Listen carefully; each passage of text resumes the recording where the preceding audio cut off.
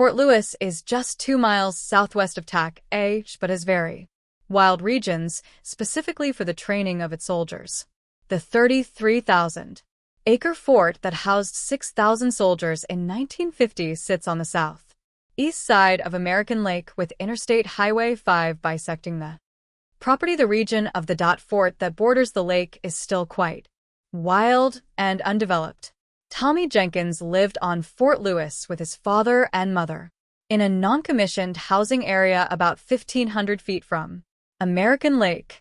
Reports vary on Tommy's age, stating anywhere between 2 and 3 years old. On May 4th, near noon, Tommy was outside playing with a neighbor's Irish setter named Lassie. One soldier reported he saw the boy and the dog playing at a gravel quarry not far from his residence. This was not confirmed. When Tommy didn't come home for lunch, authorities were called and a search initiated. The commander of Fort Lewis pulled every available soldier to search for Tommy Jenkins. Over 6,000 men and women aired every inch of the base looking for the small boy, focusing on the area near the gravel pit and the region near the beach and water. They found nothing. The commander put helicopters and planes into the air. They found nothing. 3 different bloodhounds were brought to the base and attempted to pick up Tommy's scent. The dogs found nothing. On the 3rd day of searching, and in an area previously searched numerous times, searchers heard sounds near the beach. The men fought their way through heavy brush to find Tommy and Lassie playing on the beach of American Lake, alive and well. A May 8, 1950, article in the Saskatoon Star-Phoenix had the following about TQMMY being found. Major Artie N. Heap, Fort Lewis Provost Marshal, said Saturday that 3-year-old Tommy Jenkins, who has been missing 2 days, has been found alive and well. He apparently had been kidnapped, Major Heap said, and returned to the point which he was picked up. Later in the same article, there is another quote from the Army official. No 3-year-old boy could have survived 2 nights in the open with weather as we have had in the last 48 hours, said Major Heap. During the time that Tommy had been missing, temperatures were down to the low 40s, and there was sporadic rainfall. Sergeant William Jenkins attempted to question his son about his disappearance but didn't get clear answers. The boy did state he slept in areas where there were no homes.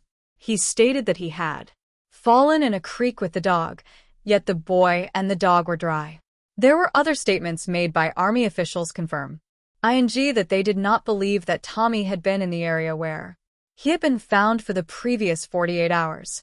They also confirmed that the boy was in too good of physical condition to be out in the elements for the entire time he was missing.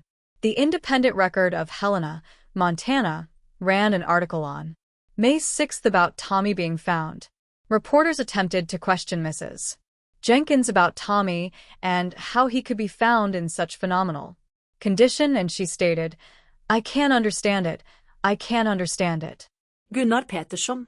Missing 08/06/50 p.m. Churchill Mountain, Colonelville National Forest, WA. Age at disappearance, 65 years. The location of this disappearance is significant. Churchill Mountain is just 20 miles north of Colville and its Indian Reservation, a location of ice strangeness that covers many, many years. The location here Gunnar disappeared is just 2 miles south of the Canadian border. Gunnar Peterson was with family members picking huckleberries on the 4,800-foot-tall mountain. The region is lush with thick forests and hundreds of small bodies of water. Gunnar vanished while just feet away from family members. They searched and yelled for the man for hours, but never received an answer. The Peterson family lead the Stevens County Sheriff. Sheriff Beryl Warren led the search for Gunnar and enlisted the assistance of local residents, law enforcement officers, forest service, vice personnel, and the local military. The family described Gunnar as being 5 feet, 8 inches tall, and weighing 150 pounds. He was wearing overalls. Sheriff Warren summoned bloodhounds from Eastern Washington and Idaho and had them join the search the second and third day. The canines could never pick up Gunner's scent and never seemed to figure out the direction he may have been traveling. On the 10th day of the search, Mr. and Mrs. W. A. Graves of Tacoma, the daughter of Gunner, and her husband were searched. 5 miles from Churchill Mountain when they found him. The discovery of Gunner is described in the August 18, 1950, Lewiston Morning News. Mrs. Graves said her father appeared in good health. She said he had lived on berries and had taken refuge in abandoned shacks during the nights. He could account only for 8 of the 10 days he had been missing and apparently had been knocked unconscious by a falling limb or rock. Summary. Location of this disappearance immediately raised a flash. Yellow light in my mind.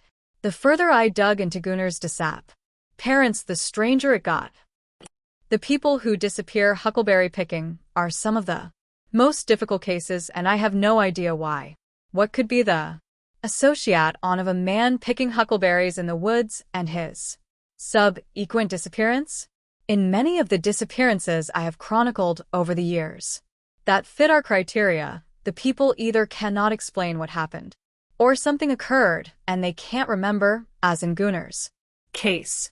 Gunner doesn't even remember how he might have been injured. That's how confused he was. I think it's highly ironic that hundreds of people, Forest Service, aircraft, bloodhounds, and equestrian spearhead for Gunner, and it was his daughter and her husband T found the lost man. Is that coincidental? Charles Warner. Missing November 21st, 53, Umatilla National Forest, Toilgate, or age at disappearance, 40 years. This case is placed in the Washington chapter because it is approximately 20 miles south of the Washington border.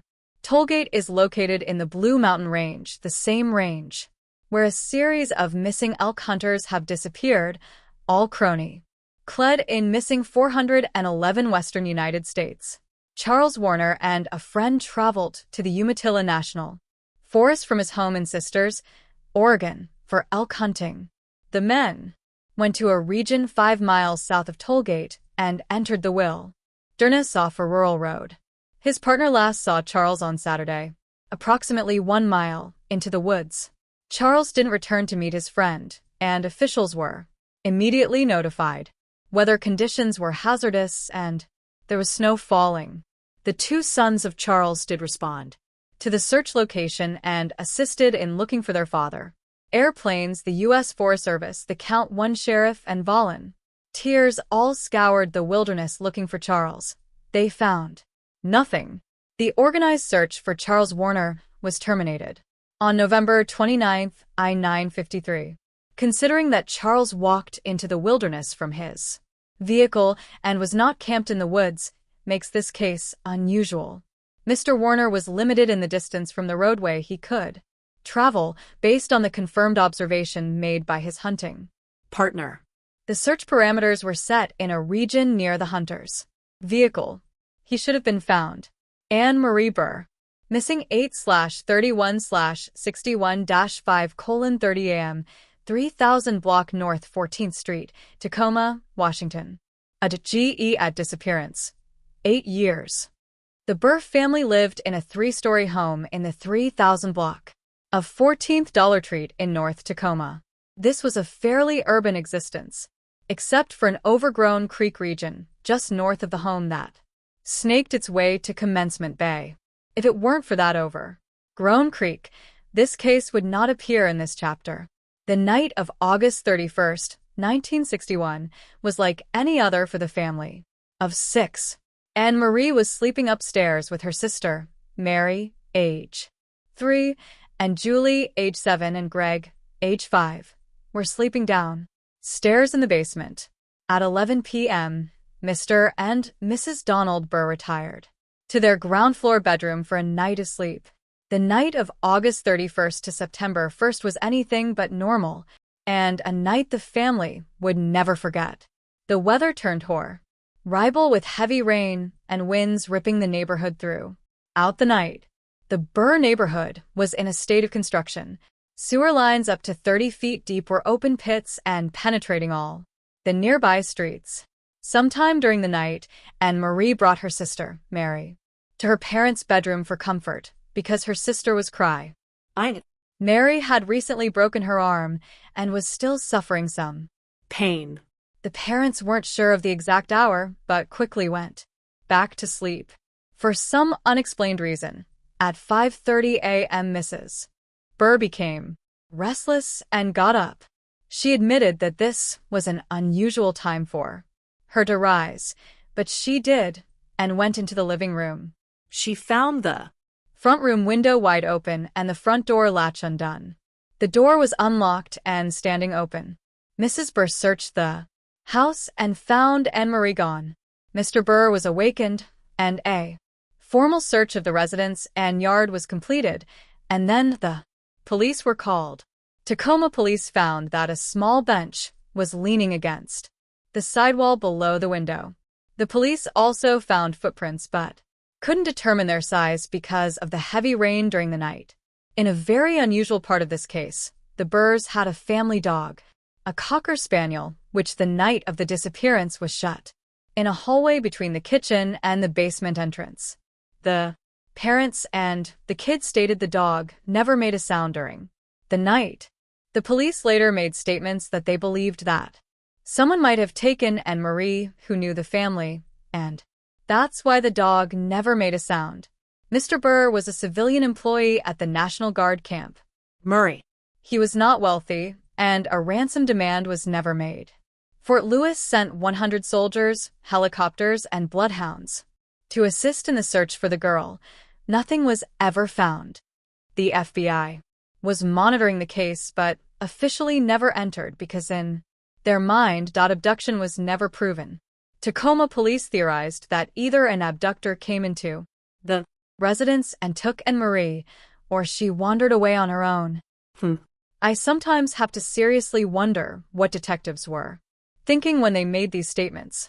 The front window of the residence was wide open, and a bench was leaning against an outside window. Why does someone believe that Anne-Marie just indiscriminately opened the front window of the residence during the night? Does someone believe that a family member walked out in the mud during the night? The puzzling part of the story is there is no mention in any articles of muddy shoe prints inside the resi. Denke probably needed to prove a suspect entered the house during a rainstorm. It seems a strange coincidence that the neighborhood was going through major construction with the installation of sewer lines at the same time Anne-Marie disappeared. There have been dozens of articles about this case over the years. Some people theorize that Ted Bundy may have abducted Anne-Marie, but he has been eliminated.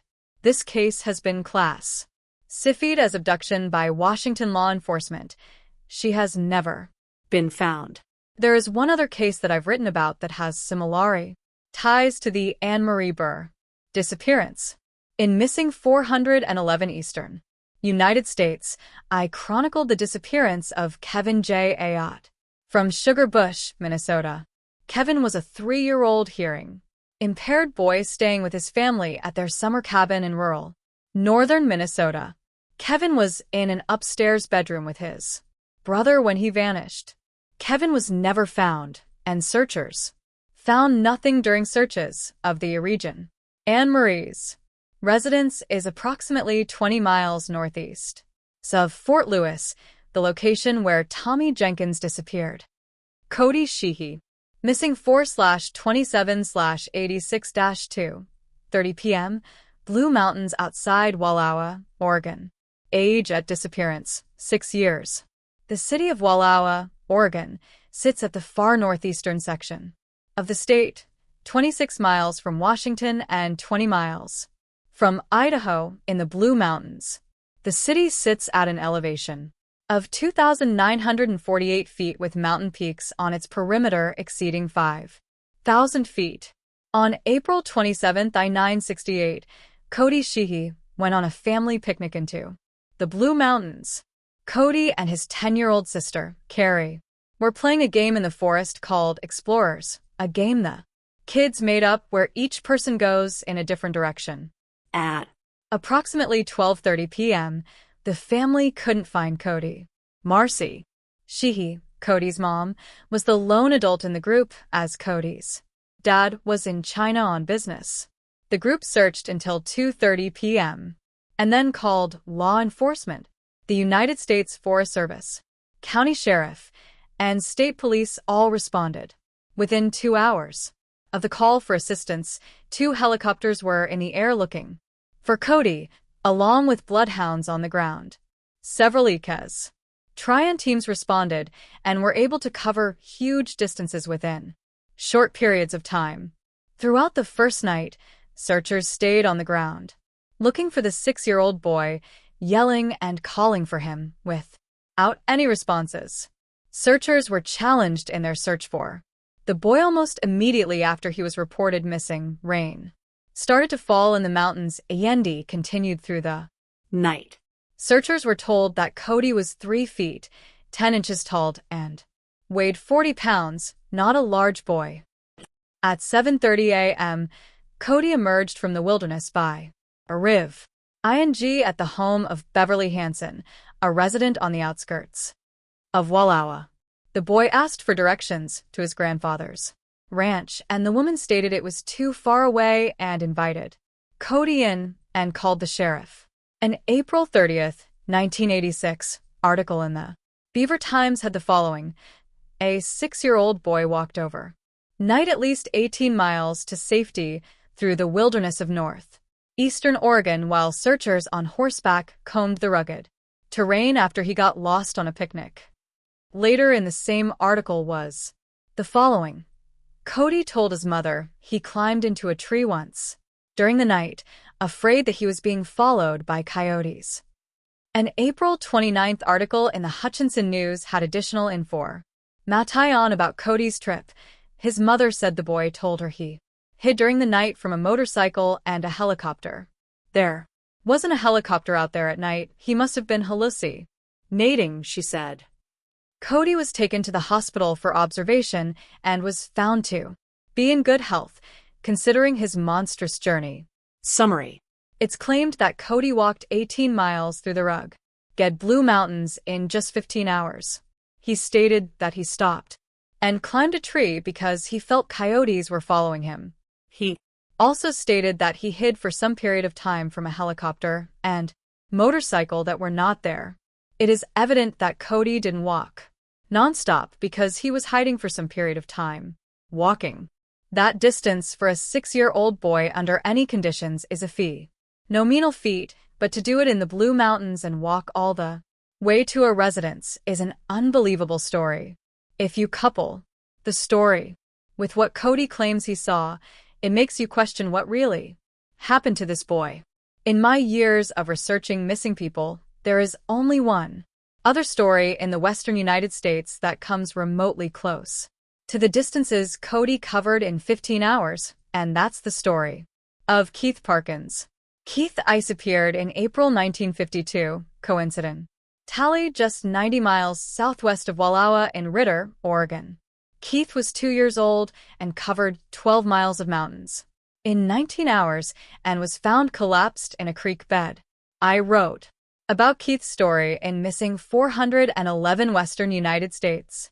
I think it is highly coincidental that 2 young boys disappeared in close proximity to each other and were able to cover distances that no other child anywhere in the western United States has ever accomplished.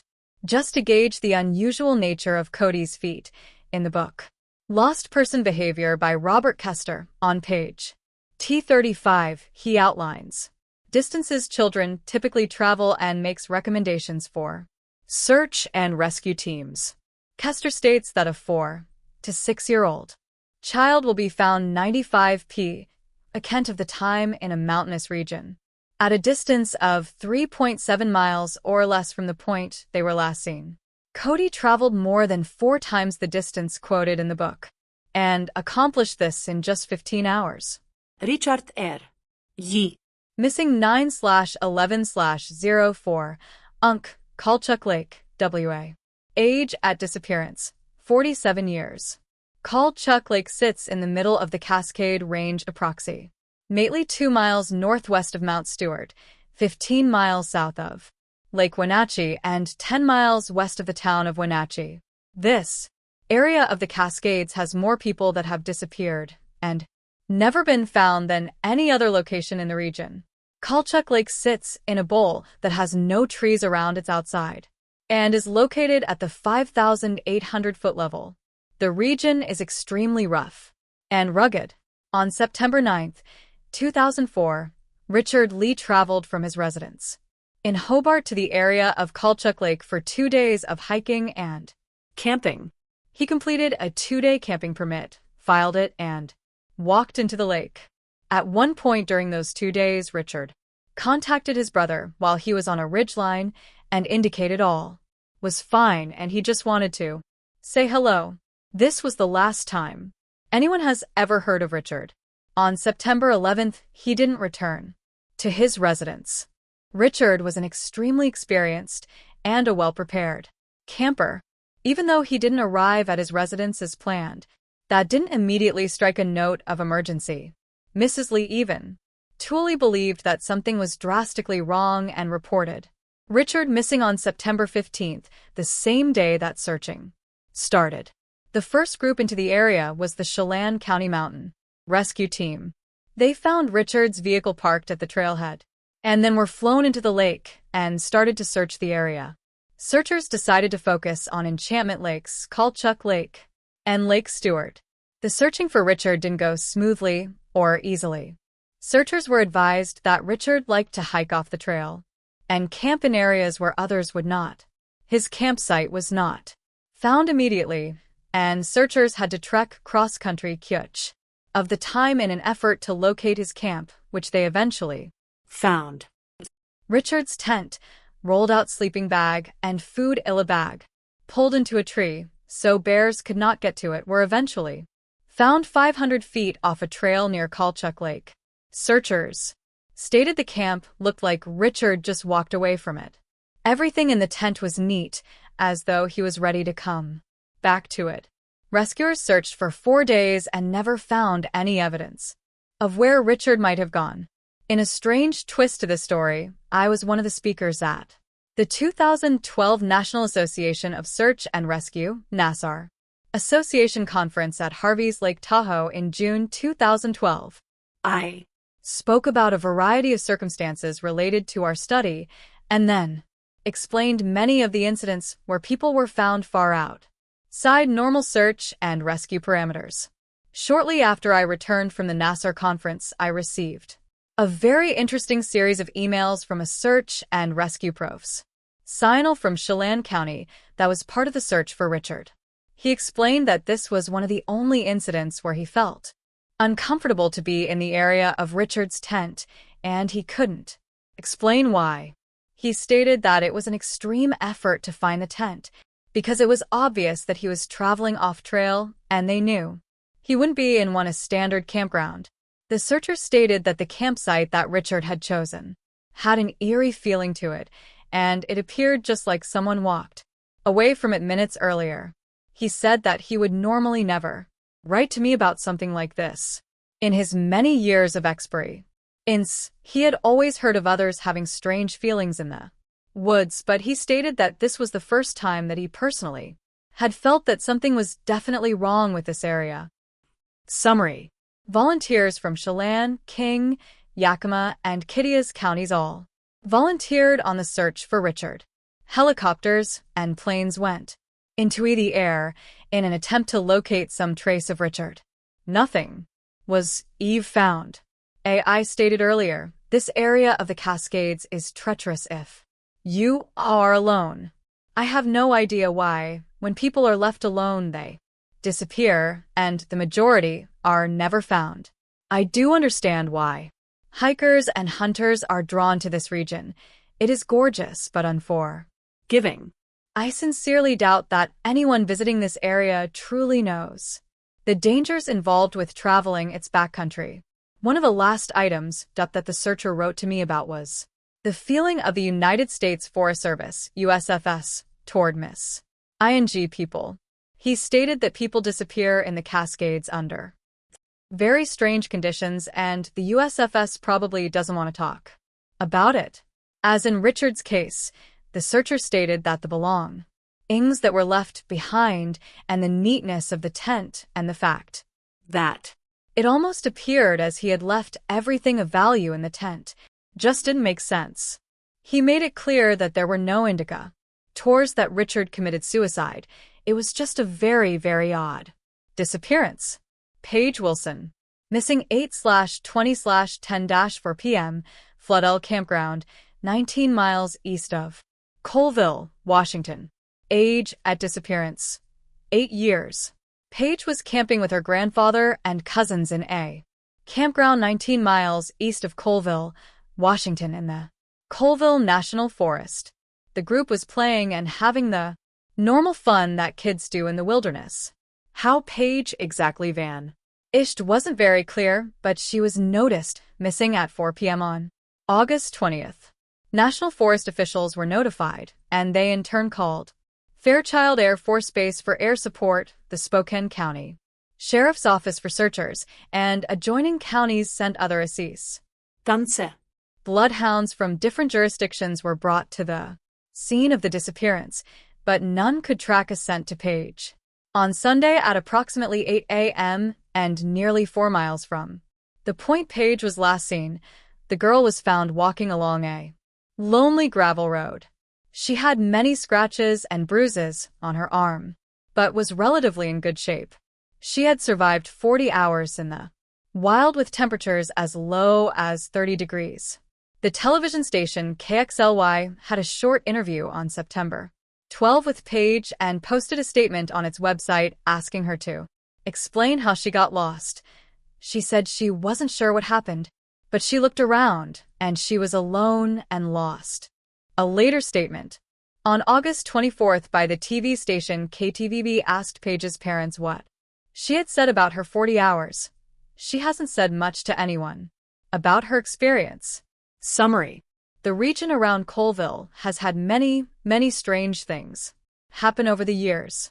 Many of the unusual disappearances are documented in the Western edition of my first Missing 411 book. Paige Wilson's statement about how she disappeared may be one of the most revealing you will ever read. Victims truly don't understand. Paige's statement about how she got lost almost sounds as though she was in one location 1 second and another location the next, which does mimic the feelings and statements of many parents when they state their kids were right next to them 1 minute and then gone the next. Patty Krieger, Msing 10/21/10-1 p.m., Sauk Mountain, Rockport, Washington. Age at disappearance: 65 years. Hearing impaired.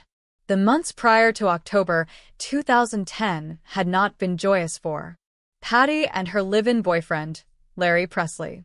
Larry's parents had passed away, and the .2 decided to take his parents' ashes into the Washington Cascades and distribute them in the mountains. In the morning hours of October 21st, 2010, Patty, Larry, and friends Nicole Gardner, Troy Robinson, Chrissy Baumgartner, and Matt Robinson and relative James Presley all drove to the top of Sauk Mountain Road, parked, and started the climb to the summit of Sauk Mountain. The group also had the companionship of Patty's Rottweiler dog, Bear, who followed Patty as the group made the hike.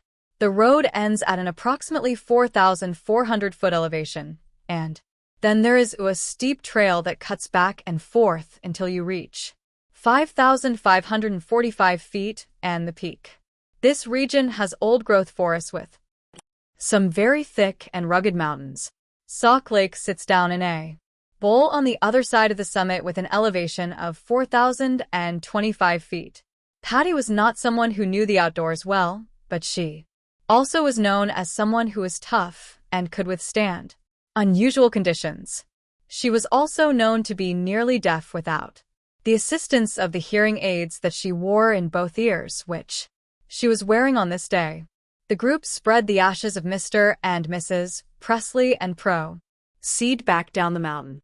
As the group was walking down hill, they came to a fork in the trail where Patty stated that she was going to take the fork and intimated she would meet the group later at the car. The group got Patty's attention, and she looked at them, didn't say anything, and continued down the fork with Bear.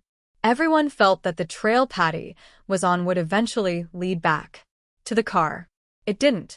The group arrived back at their vehicles and started to wait for Patty and Bear. They never arrived. The Skagit County Sheriff was called and reported Patty as a missing person as of 5 p.m. on October 2. Volunteer searchers, military aircraft equipped with Sure. IFF's deputies and family all combed Sauk Mountain looking for Patty Krieger. They didn't find anything. Patty's son, Alan Patterson, was scouring the mountain on the second day of the search and thought he heard a dog growl and a bark. The bark and growl was heard in a very rugged and dangerous area. Follow-up searches around the mountain did not find Bear. On October 5th, after 3 days of non-stop search efforts, the Skagit County Sheriff's Office formally called off the effort to find Patty. Alan continued to go to the mountain on weekends, but nothing of any evidentiary value came forward until 8 October. 26 days after Patty vanished, a resident of Rockport, Washington, found a Rottweiler walking the mountains. It was Bear. The dog was malnourished and underweight but alive. Bear Was taken to a veterinarian and put on a special diet to quickly get his energy back. Family and SAR officials took Bear back to the spot where Patty disappeared, but he didn't track. Other SAR OFFI SIALs also brought tracking dogs to the scene, and they also failed to find a scent or refused to track. The discovery of Bear was important. It's extremely doubtful that any dog could survive 26 days without food. Where Bear was able to find something to eat. There is plenty of water in the area, that wouldn't be an issue. It is surprising that with the number of searchers covering the area where Patty disappeared, that Bear didn't bark or run up to searchers if he was still in the immediate vicinity, especially if Patty was in distress. The area around Sauk Mountain is rugged and diffy. Then Patty was not a mountaineer and wasn't in terrific shape. The thought that this 65-year-old woman could hike through mountain ranges and through rugged terrain, that doesn't make sense. After someone dies, the body emits horrendous odors that can be followed by canines and easily smelled by humans, if in reasonable proximity to the body. These odors were never found. Summary. The general area of the northern Washington Cascades has a history of disappearances, many of which were highlighted in Missing 411 Western United States. Patty's disappearance matches many of the criteria for missing people highlighted in both Missing 411 books: disability, hearing impaired, missing with a canine, tracking dogs unable to find a scent, and search. Heirs are surprised they can't find any evidence of her being in the area. However, this northern Cascade area has a history of missing boys, not older women. Other areas of North America do have regions where old one or people have disappeared. Is this a paradigm shift for this area? There was that one odd moment that was described by the group of people as they hiked down the mountain. The group stated that as Patty and Bear were separating from the group, Patty stared at them as they walked away on the trail. The group specifically used the word stared. What was she thinking? She knew that she was walking away from the group and acknowledged this by the stare. But was she in a clear and conscious state? Many of the people that I have described in both previous books were found in a semi-conscious or unconscious state. The question that continues to arise: are these same people in a clear mind and conscious of their actions when they walk into oblivion? Mount Rainier National Park, Washington. Mount Rainier 1 National Park was an area www.canamissing.com We're studying just before the release of our last book. We have no doubt that there are additional disappearances that fit the criteria in the book that are not included in this chapter. We have tried to steer clear of the standard climbing accidents and only present the cases that mimic our criteria. This is another cluster that is along the Cade volcanic range of the western United States. Marcella Rameski, missing 7/01/50-5 p.m., Mount Rainier National Park, WA. Age at disappearance, for years. Mrs. K. Rameski and her daughter, Marcella, age 4, took a trip from their Fairfax, Washington, home to Chenuist Falls inside Mount Rainier National Park for a picnic. At approximately 5 p.m., Marcella vanished. Mrs. Rameski notified National Park authorities, and a search was immediately commenced. The Park Service committed 50 rangers to the search for Marcella along with 2 bloodhounds. The canines were given Marcella's scent, yet they could never track her. The location where Marcella vanished is approximately 2 miles from the base of Mount Rainier and is located on the northwest side of the park. The Park Service received volunteer assistance from many people in the area of Chenuist Falls. At 9 a.m. the day following Marcella's disappearance, Jack and Donald Noel were walking uphill from the falls looking for the girl when they happened to see a small bundle on the ground.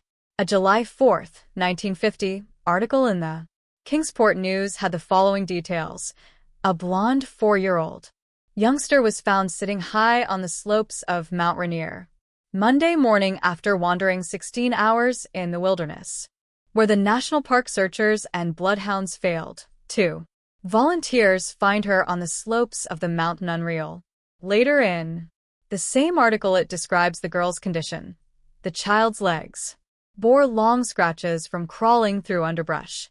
People who have read my other missing 411 books will recognize that these types of scratches are routinely found on kids that go missing in mountain settings. A different article dated July 4, 1950, in the Nevada Journal tells an entirely different story. A ranger said the girl, Marcella Rameski, was in good condition with no visible cuts or abrasions, but was taken to a doctor's office in Buckley for observation. That is correct. An entirely different story was relayed to the public by a National Park ranger.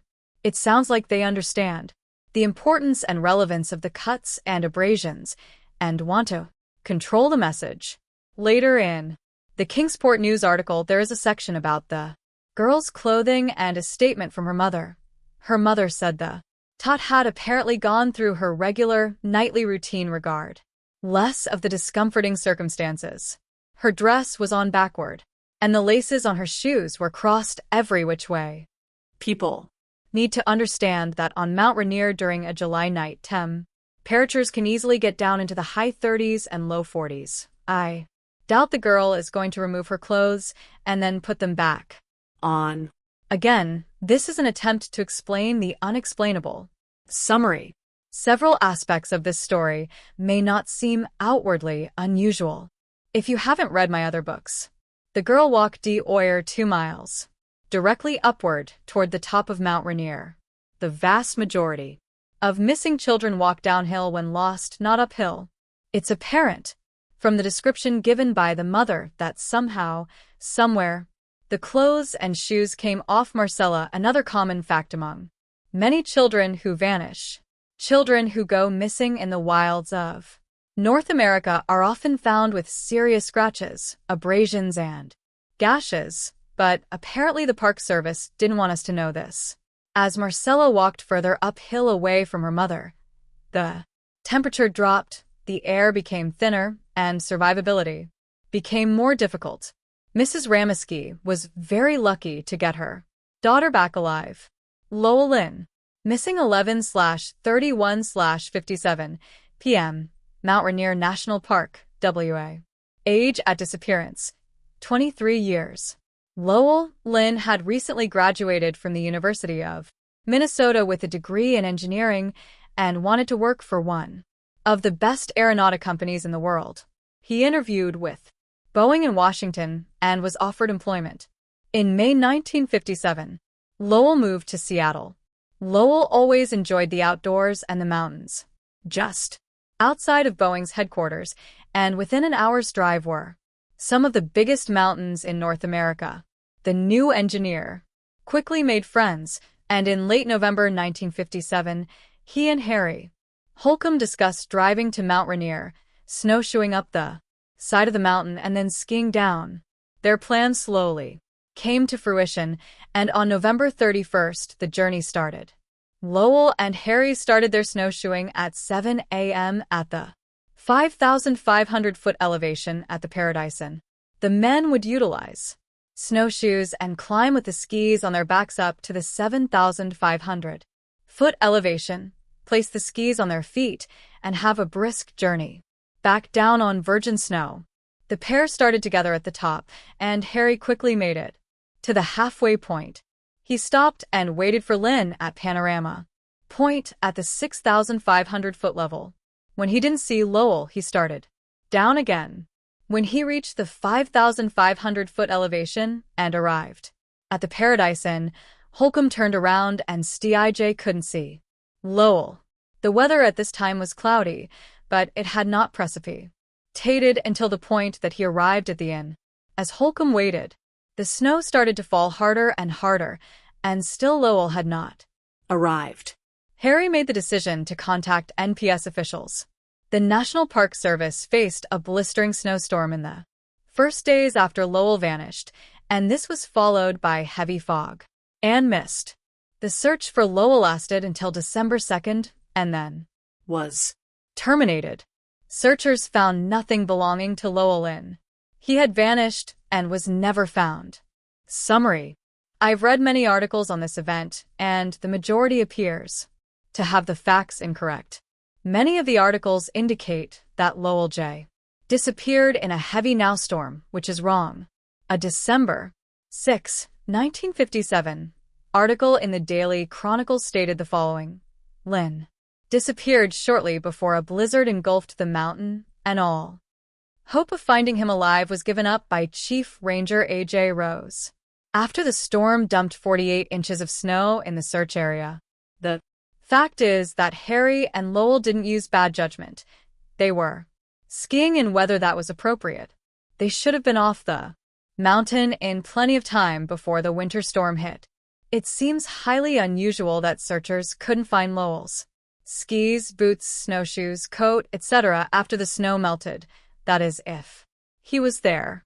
You're going to read about several cases inside of Mount Rainier National Park where visitors disappeared under inexplicable conditions, and nothing of them is ever found. The number of missing people that vanish without any trace seems illogical. Searchers should be finding something that belonged to the victim.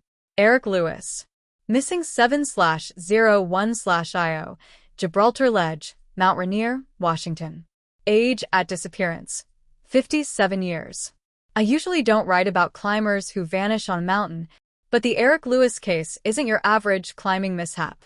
Eric was a climbing junkie who enjoyed the travel and adventure of attempting to climb the world's peaks.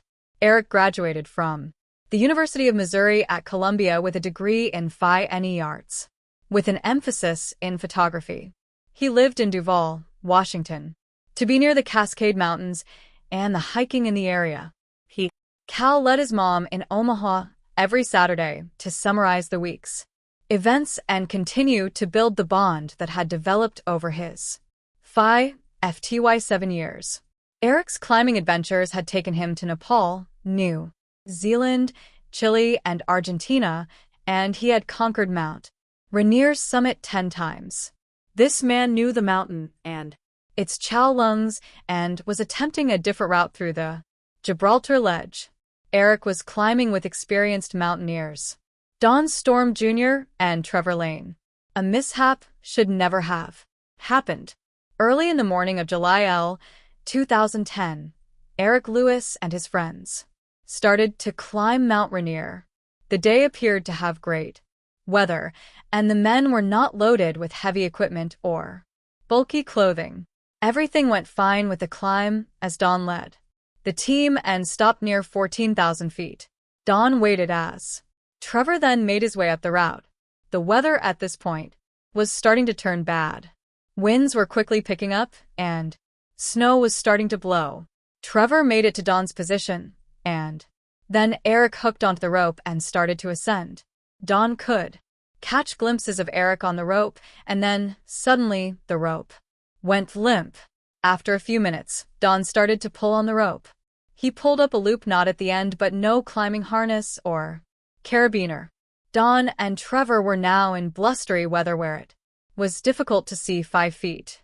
The men believed that Eric must have unhooked but couldn't understand why he did it and why he didn't stay with the group.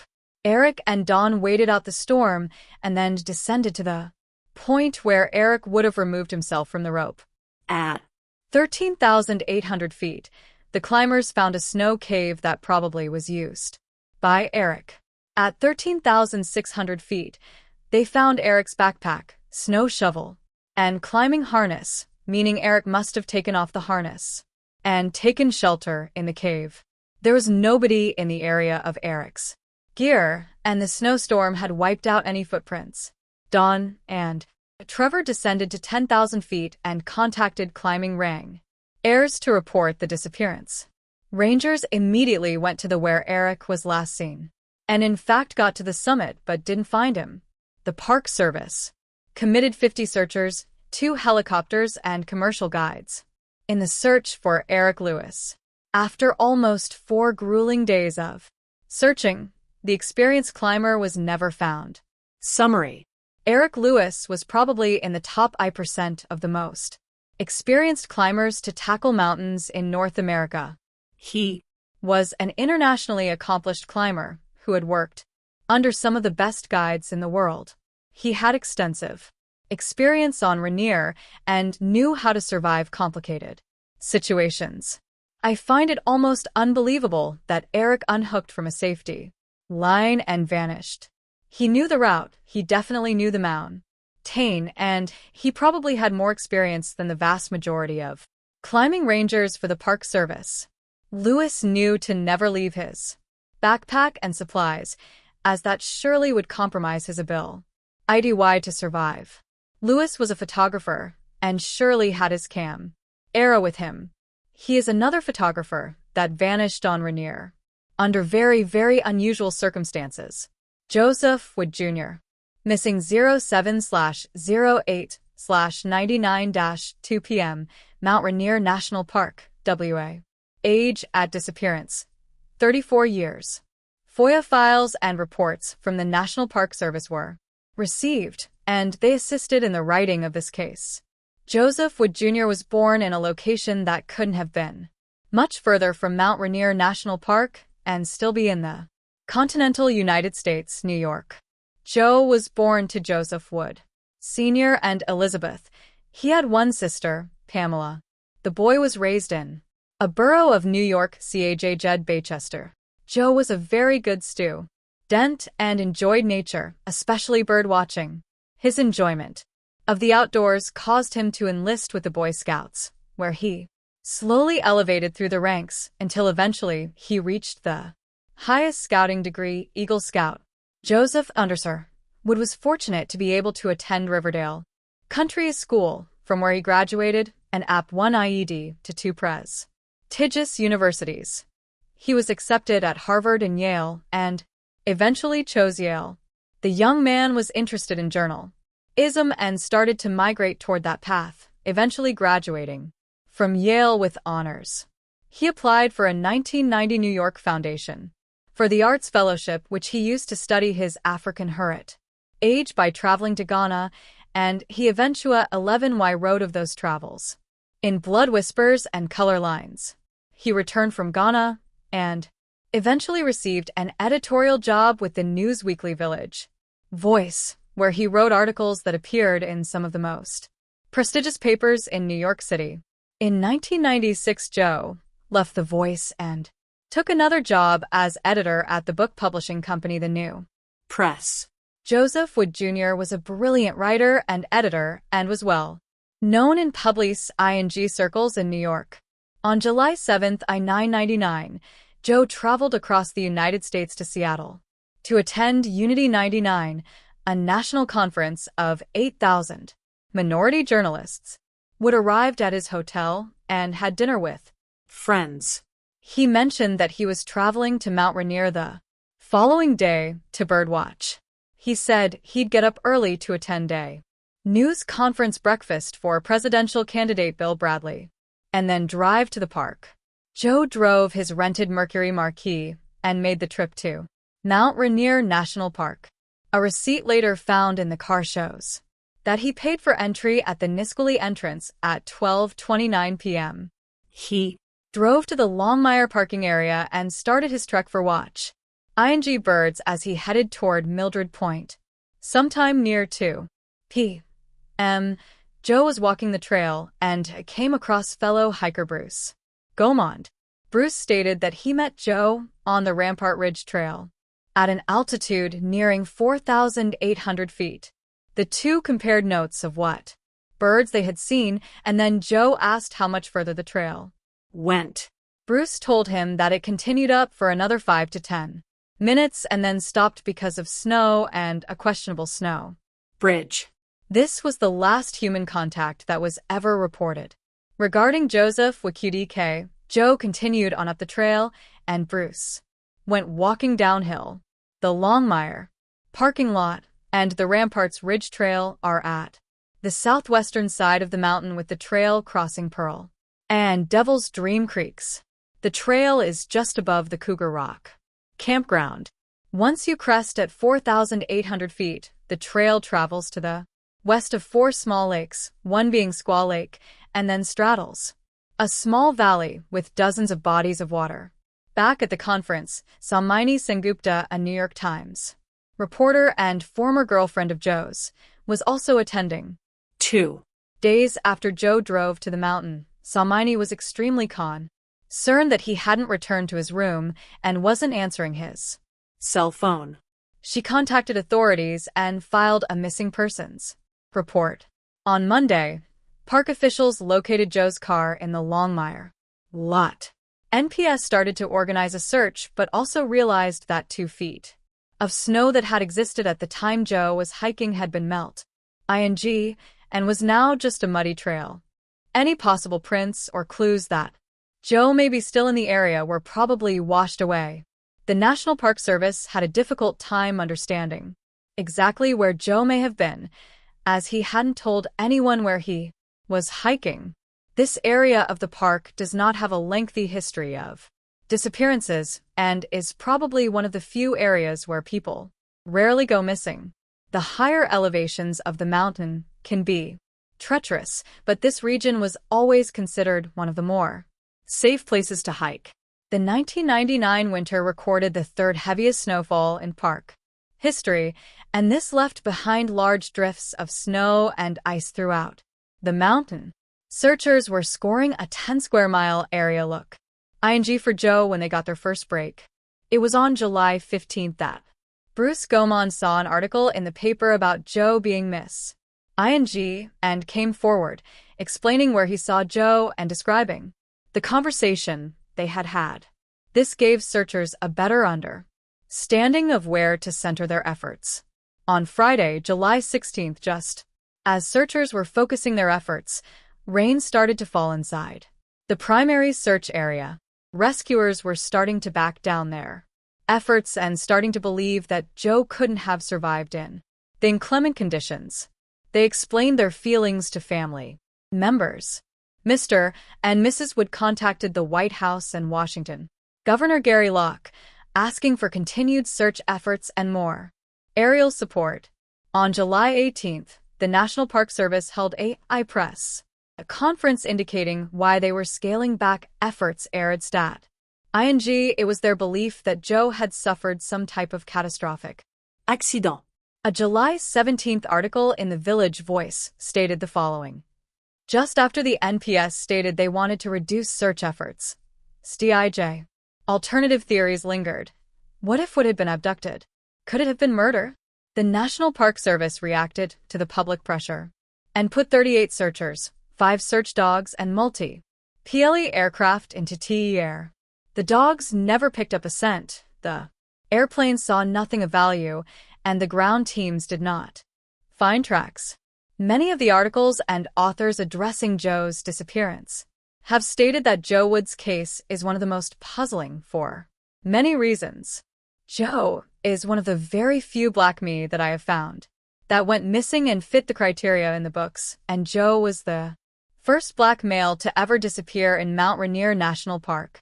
Most people who do vanish in Mount Rainier have gone missing at higher elevations, but a few have seen their demise lower. People must remember that Joe was a very, very intelligent man and an Eagle Scout. Just prior to departing from his meeting with Bruce Gaumond, Bruce advised him of a dangerous snow bridge.